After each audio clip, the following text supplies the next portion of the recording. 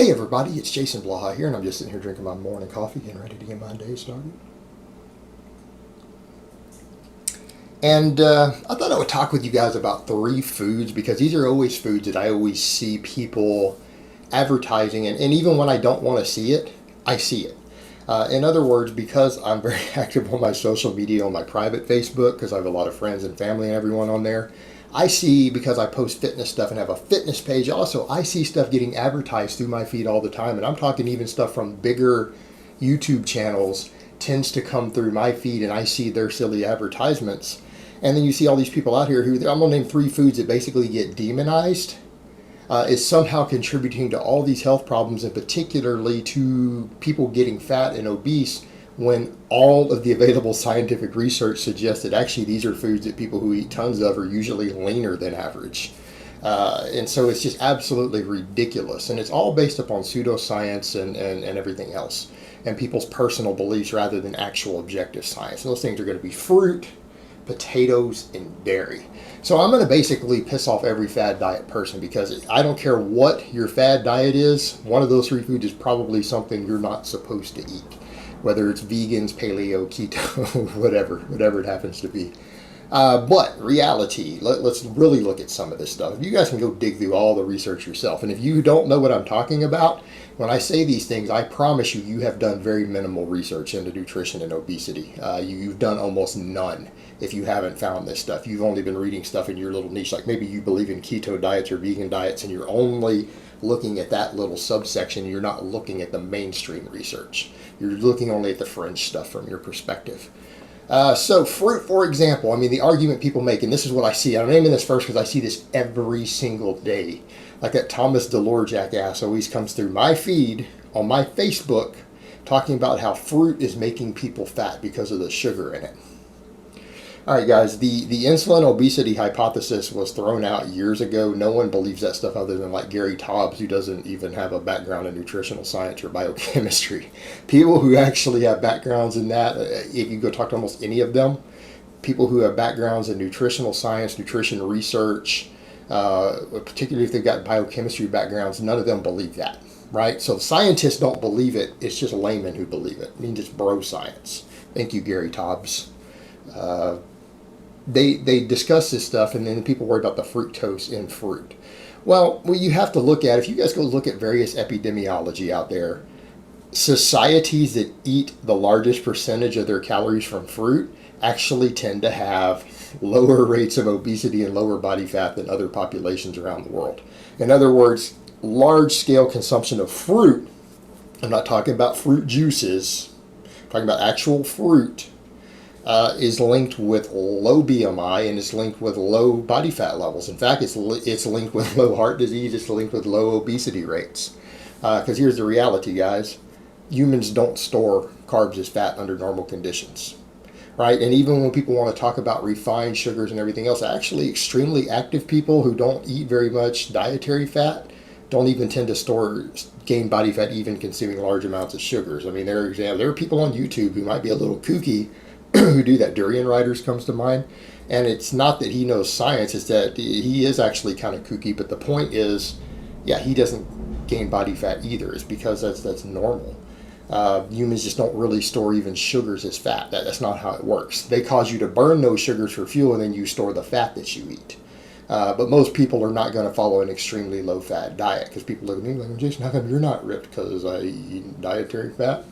Or at least periodically enough of it that it can cause me to gain body fat. It's real simple, guys. Caloric surplus plus dietary fat. And trust me, none of you people are going to follow an extremely low-fat diet for prolonged periods of time. Most people won't, some will. And even then, you might not lose weight because you're still eating maintenance calories from all your carbs and protein, you know.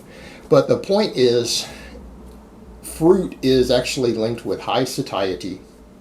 If you start thinking about it, what I mean is, look at a watermelon. If you're physically active, you really think you're going to eat enough watermelon to gain body fat? You guys know that an entire big watermelon, and yes, I ate one yesterday, so I know, has about 1,300 calories in it. I'm talking if you eat everything inside of it and just leave the rind, that big watermelon is like a gallon of volume, right? You almost get your needs for water in one day off of that also. Only has 1,300 calories in it. If you ate that and some chicken breast through the day, there are women, active women, who burn enough calories they could lose weight on that, plus 500 calories of chicken thrown in for some extra protein. They would lose weight.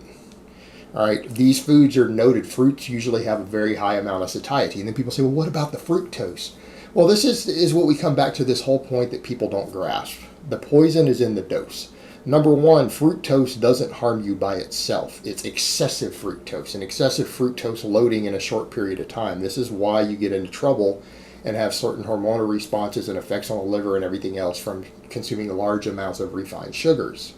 No, you don't just go store those as body fat either. It's that they cause problems over time that affect appetite, insulin sensitivity, liver function, everything over time, and then it makes it easier for you to gain fat in the long term. But you're not storing that stuff as fat.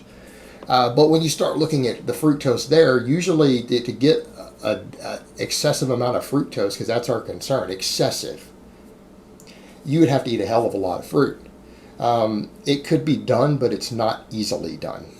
Then what you have on top of that is that when you start adding all the fiber to it, the fiber in fruit tends to slow down the absorption of the fructose. Well, if we slow the absorption down and we bring it down to a certain level, the load seems to go up. We know that about 50 grams of fructose a day from refined sugars, you start to see negative problems with the liver and the blood work and everything else. But that's because of the quick absorption of it in that form, those bursts through the day cause the problems. With fruit, not so much. It's not so much the case. The fiber seems to slow it down to where the safe threshold of fructose actually seems to go up. And we don't know where it is with actual fruits with its fibers intact, because it's quite a bit higher, and it would probably vary from fruit to fruit. But in other words, someone who's eating 1,000 or 1,500 calories of fruit every day, you're not getting enough fructose in that form to be problematic for the most part. It's not really going to be an issue. So you guys see where we're going with this? You could eat fruit as your staple carb. You could get all of your carbohydrates from fruit, even on a relatively high calorie diet. That could be your primary source of carbohydrates, and actually most people will find it easier to lose body fat doing that. Right? That's just what we know based upon the research, the satiety, the obesity ward studies, the epidemiology, everything else. It's not even remotely fattening. It's on the lower end. People need to realize it's not these foods that are making Americans fat. It's the double bacon cheeseburgers, the French fries, the Coca-Cola, the fried food, the fried chicken, the pizza. That's what's making people fat, right? Particularly all the snacks and things. I mean, your chips that you're eating, it's loaded full of salt, high fat, high salt, and refined carbohydrates. That's a recipe for obesity. Most people are not getting fat from eating fruit, right? You're getting fat from eating your Doritos or your potato chips with your otherwise healthy meal, because again, you're eating excess calories combined with excess dietary fat. But when we start talking about fruit being a problem because of any fructose in it, that sounds as crazy as vegans do when they say, well, excessive saturated fat or excessive things from certain animal products are bad for you, so all animal products are bad. That's the same level of logic you're using, and we know how kooky and crazy that is, not based on science. You're doing the same thing. Then we hop over to something like potatoes. Potatoes are low fat, ultra high nutrient dense. We don't even have really fructose in a potato, it's just starches. Well, starches don't store as body fat in humans either. And then what do we see based upon the satiety data? Calorie for calorie, potatoes are actually, as far as what's been studied, have been found to be one of the highest satiating carbs per calorie. They actually beat a lot of the whole foods that people think of as filling foods for weight loss, like brown rice or whatever else. Potatoes actually beat all those foods on satiety. Although watermelon's pretty high also, which I mentioned earlier. Potatoes are very high satiating foods. In fact, there have been people who've done mono potato diets. Now, granted, that's not healthy, that's not balanced, who lost quite a bit of weight without even tracking calories, just forcing down as much potatoes as they could eat every day. It's been done multiple times successfully. Researchers have looked at it, and yeah, they know it works for these people. But you can develop dietary deficiencies doing that. You're going to lose muscle mass easily doing that, because your protein needs are not going to be anywhere near high enough. But it works, and they're ultra high satiating food. Potatoes are not linked with obesity till you start French frying them, or let's slap tons of high fat sour cream, butter, cheese, everything else all over the potato. That can cause a problem. But even then, most people are still not going to overeat enough when they put just the stuff on a baked potato to be a problem. It's when you start frying the potato. You make potato chips, French fries, or as the Brits call them, crisps, or whatever they call them. I forget. No, they don't call them crisps. That's chips. And I lived in the UK, and I can't even remember that right. Yeah, they call them chips. We call them fries everywhere else. But that's where you run into trouble. The potatoes themselves, that is absolutely linked with weight loss. Then we come over to the dairy. One the vegans harp on. Dairy is one of the foods that, even though it has a certain amount of dietary fat in it, depending on if you get low fat or full fat versions, isn't linked with obesity, other than maybe too much butter. But even cheeses are oftentimes not particularly linked with obesity, neither is whole milk. Now, granted, lower fat versions have their own benefits and probably ideal for people trying to lose weight. But what we see in study after study after study, people who are trying to lose weight, who are following basically whole food diets, balanced diets, the more low fat dairy they consume, the more body fat they lose and the better their muscle retention is. All right, and it's even more pronounced in women, and it seems to be the fact that dairy itself causes, again, a stimulation of IGF-1, which has somehow been demonized by silly-ass people like vegans. There's been zero link between the IGF-1 from consuming dairy proteins and cancer. It has been linked very successfully with muscle retention and fat loss. And it makes sense why people would lose more fat that way, because if you're on a diet that causes superior muscle retention due to very high-quality proteins that cause a large amount of IGF-1 release in the muscle tissue, you retain muscle better. Therefore, on the same amount of calories, if you're holding on to more muscle mass, you have a more anabolic effect, you will lose more body fat, because you're usually losing both when you're dieting. Anything you can do to preserve muscle or gain muscle tends to make you lose even more body fat on the same caloric intake, because you're pulling more energy from the fat. And all the calcium in it seems to be the contributing factor. The experts think it has to do with, number one, the high calcium intake, number two, the high quality proteins. That combination together seems to cause a shift in nutrient partitioning to some extent. So dairy is actually linked with fat loss. It's linked with fat loss. So people get these ideas that this is somehow causing obesity, and in fact, we know based upon quite a few studies that particularly for people who can tolerate lactose, straight up milk is a superior sports drink to all the stuff that you buy in the store. It tends to, in a lot of studies, as far as replenishing muscle glycogen, replenishing electrolytes, water, everything else in muscle tissue, is actually more effective than various sports drink.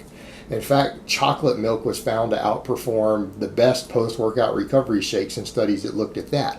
As far as, again, getting muscle protein synthesis up quickly, milk does a fantastic job. And when you look at what's in there, it makes sense. It makes sense. So again, barring lactose intolerance problems, milk and dairy, again, and you can get lactose-free dairy. There's all sorts of cultured drinks. There's kefir, there's yogurts, there's all sorts of stuff you can get that doesn't have a lactose problem for people who have that issue, because that's common. But dairy overall seems to be one of the most superior foods you can consume for body composition. I don't care what your ethical beliefs are. You can think it's immoral all you want, but you can't argue with the hard data on that. So again, if we're going to talk about purely body composition and everything else, you have that. And no, it hasn't been linked to cancer. All this other stuff has been studied, and the meta-analysis aren't showing links to cancer, mucus, anything else. All these other things that people talk about with dairy, the only thing that seems to happen is for teenagers can cause increased acne, but that comes back to, they think it's linked to the IGF-1 release, affecting the sebaceous glands, but it also affects muscle and fat tissue.